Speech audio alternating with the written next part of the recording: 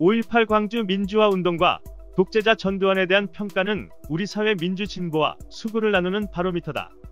전두환은 처벌받지 않고 경호를 받으며 연희동 저택에 살고 있고, 그 뒤로 전쟁 위협을 통해 국민들을 위협하며 이명박, 박근혜 등 후예가 이어 집권했다. 전두환의 민정당을 오늘날에 이은 미래통합당은 스스로를 부정할 수 없음으로 인해 결단코 전두환을 부정하지 않을 것이다.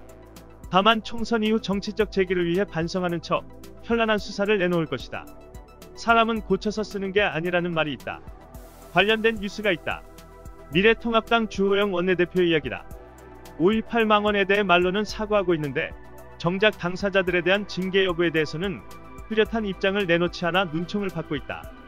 뉴시스에 따르면 18일 광주에서 열린 5.18 민주화운동 40주년 기념식에 참석한 주 원내대표는 유가족들과 만나 5.18 민주화운동에 대한 성격, 권위에 대한 평가는 이미 법적으로 정리된 것 아니겠나, 마음의 상처를 드린 점에 대해서는 거듭 죄송하고 잘못했다는 점을 말씀드린다고 했다.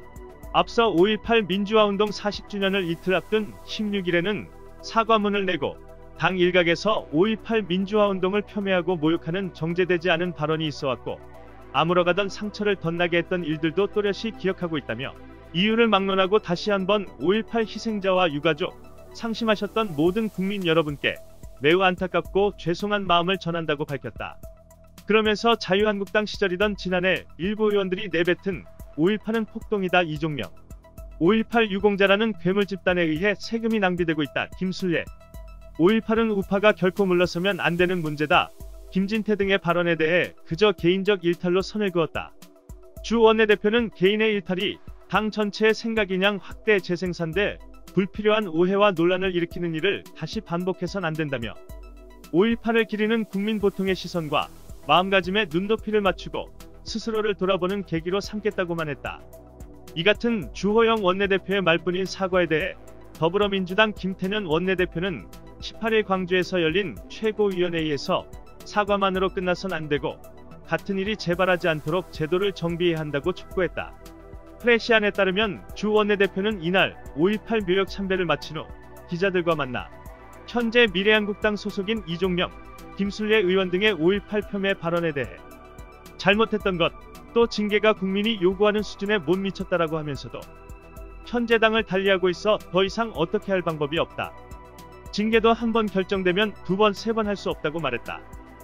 주 원내대표는 앞서 5월 단체 관계자들과 만난 자리에서도 이 문제에 대해 우리의 결정 범위 밖이라고 했다고 이 매체는 전했다. 관련해 민생당 이현기 대변인은 이날 논평을 내고 사과 한마디, 일회성 묘역 공사는 쉽지만 광주 시민이 인정할 만한 변화는 결코 쉽지 않을 것이라는 점을 염두에 두라며 진지한 성찰과 반성의 과정을 거치며 당 구성원들의 실제적 변화를 위해 더 많은 노력을 기울여야 할 것이라고 주문했다. 이와 관련해 정의당 유상진 대변인은 브리핑을 통해 사과가 진정성을 담으려면 행동으로 보여줘야 할 것이라고 강조하며 5.18 진상조사위가 제대로 된 조사에 임할 수 있도록 법을 보완하고 추가적인 지원책을 마련할 수 있도록 적극 협조하라고 촉구했다. 이상 뉴스 검색이었습니다. 구독과 좋아요 부탁드립니다.